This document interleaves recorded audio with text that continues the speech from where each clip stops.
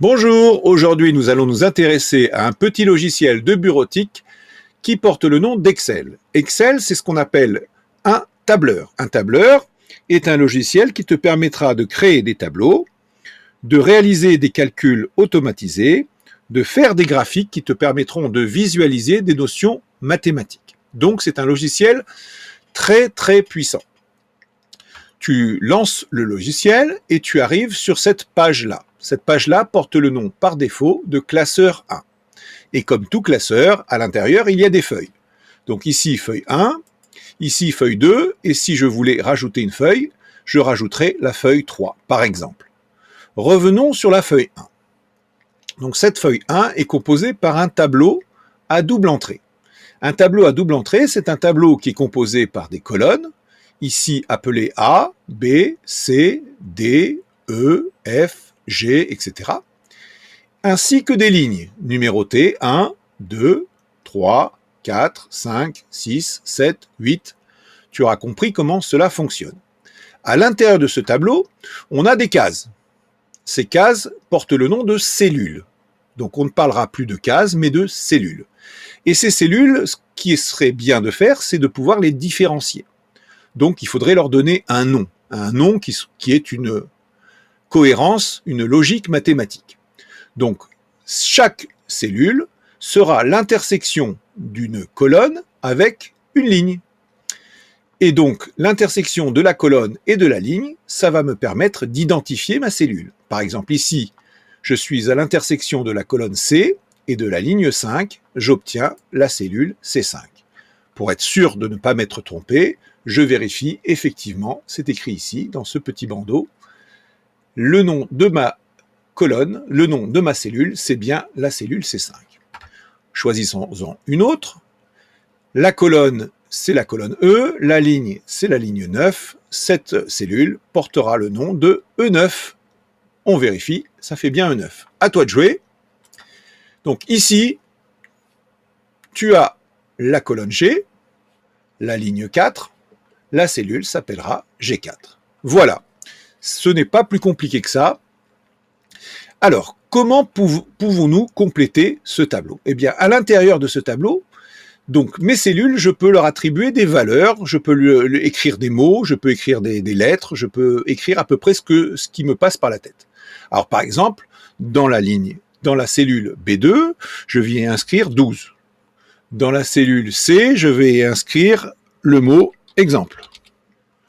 Dans la cellule D, je vais lui mettre 2 plus 3, un calcul. Et dans la cellule E, je vais demander à l'ordinateur de faire un calcul à ma place, autrement dit de remplacer un petit peu la calculatrice. Alors, pour lui indiquer que c'est lui qui va faire l'opération, je suis obligé d'écrire le symbole égal. Et l'ordinateur comprend automatiquement qu'il a un calcul à effectuer à ma place. Alors, qu'est-ce que j'aimerais qu'il fasse comme calcul? Eh bien, j'aimerais qu'il me calcule, par exemple, 1 plus 2 plus 3 plus 4. Alors, là, je me suis un petit peu trompé, c'est pas très grave. 1 plus 2 plus 3 plus 4, 1 plus 2, 3, 3 plus 3, 6, 6 plus 4, 10. Normalement, si j'appuie sur Entrée, je devrais obtenir 10. Ce qui est le cas, c'est extrêmement rassurant.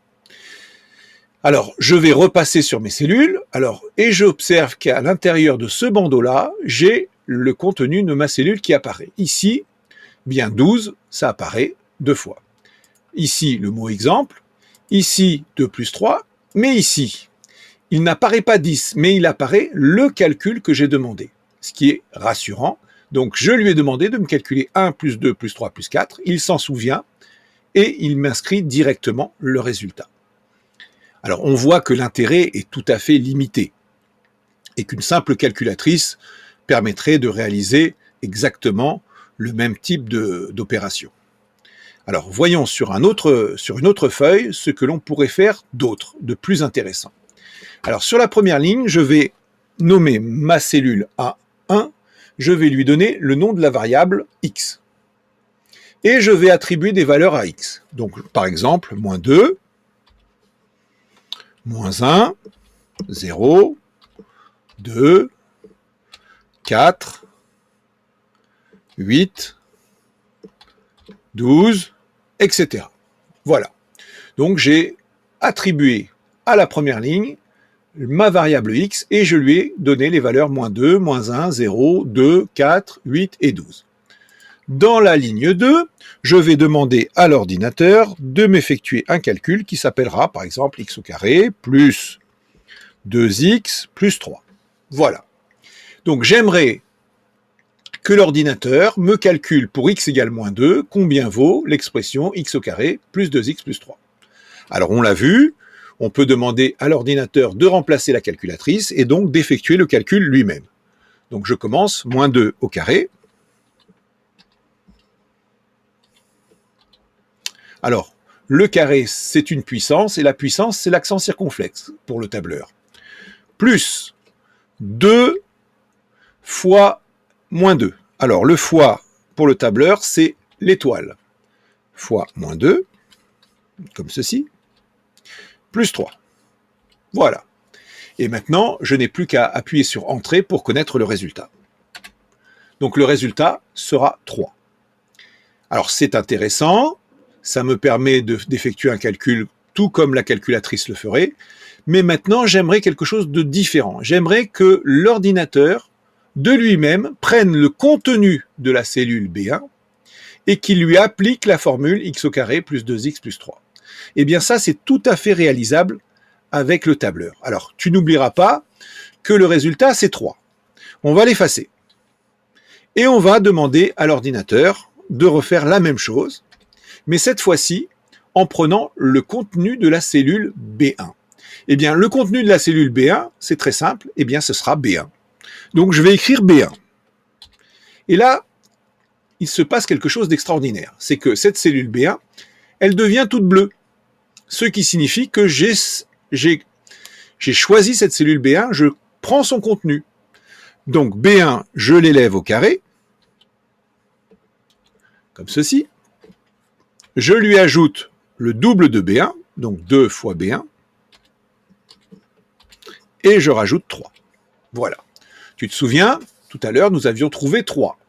Espérons que cette fois-ci, le résultat soit identique. Donc, on appuie sur Entrée. Effectivement, à nouveau, nous avons 3. Alors, quel est l'intérêt? Eh bien, l'intérêt, c'est qu'en changeant simplement le contenu de ma cellule B1, je vais automatiquement changer le contenu de ma cellule B2. Par exemple, ici, à la place de -2, si je mets -3 et que j'appuie sur Entrée, eh bien, tu observes que la valeur B2, c'est-à-dire -3 au carré plus 2 fois -3 plus 3, eh bien, ça fait 6. Donc, la cellule a changé. Autre intérêt du tableur, c'est que je peux demander à l'ordinateur de faire la même chose automatiquement pour les autres cellules. C'est-à-dire, plutôt que de recopier moi-même la formule, je vais aller en surbrillance ici, jusqu'à obtenir la petite croix noire, et je vais recopier vers la droite ma formule. Et là, tu vois que l'ordinateur a créé de lui-même, a calculé de lui-même les valeurs correspondantes pour -1, 0, 2, 4, 8 ou 12. Alors pour en avoir la certitude, eh bien je vais cliquer sur la cellule et je vais regarder ce que la cellule a calculé. Donc la cellule C2 sera composée par le calcul C1 au carré plus 2 fois C1 plus 3. C'est exactement ce que je voulais faire. Je ne l'ai pas fait, l'ordinateur l'a fait automatiquement. Si je regarde pour la cellule D2, eh bien j'ai la même chose, et ainsi de suite pour E2, pour F2, pour G2 et pour H2. Voilà un intérêt sensible et très intéressant du tableur. Alors, je pourrais faire également autre chose, puisque le tableur ne se limite pas simplement à ça. Par exemple, dans cette cellule, je pourrais demander au tableur de me faire la somme des valeurs comprises entre les cellules B1 et B2. Et je vais même en rajouter une. Ici, je vais rajouter 15, par exemple. Là, je vais rajouter 17. Et là, je vais rajouter 58. Voilà. Donc ici, par exemple, dans la cellule B9, je voudrais que mon ordinateur me calcule la somme des valeurs comprises entre les cellules B1 et B5. Eh bien, rien de plus simple. Je lui demande de faire le calcul à ma place. Donc tu n'as pas oublié, il faut commencer par égal, et je vais lui dire de prendre la somme des valeurs comprises entre les cellules B1 et B5. Et comme le logiciel est extrêmement intelligent, étant donné que je lui demande une somme, eh bien je peux écrire simplement somme, et là tu vois qu'apparaît des formules mathématiques. Somme des carrés écarts, somme des séries, etc., etc. Nous, c'est la première, la plus simple qui nous intéresse. Donc j'appuie sur somme. À ce moment-là, il y a une parenthèse qui s'ouvre et il faut que j'inscrive les noms des cellules dont il va faire la somme.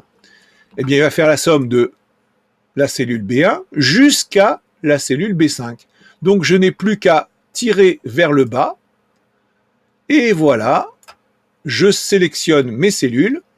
Donc B1, 2 points B5, ce qui signifie que l'ordinateur va me calculer la somme qu'il y a entre les cellules B1 et B5, donc B1 plus B2 plus B3 plus B4 plus B5. Je n'ai plus qu'à écrire entrée, et j'ai la somme. Voilà, la somme moins 3 plus 6 plus 15 plus 17 plus 58, ça fait exactement 93. Voilà une des possibilités. Alors, sur la cellule suivante, je pourrais également lui demander de me faire la moyenne. Eh bien, l'ordinateur est très intelligent à nouveau et il connaît les moyennes. Donc, je n'ai plus qu'à écrire moyenne, calcule une moyenne. Donc, je clique sur moyenne et à nouveau, je sélectionne les cellules dont je veux trouver la moyenne. J'appuie sur entrée et j'obtiens 18,6. Donc la moyenne des notes des valeurs moins 3, 6, 15, 17 et 58, c'est 18,6. Donc voilà quelques petites astuces qui te permettront de bien débuter avec Excel et avec les tableurs de manière générale.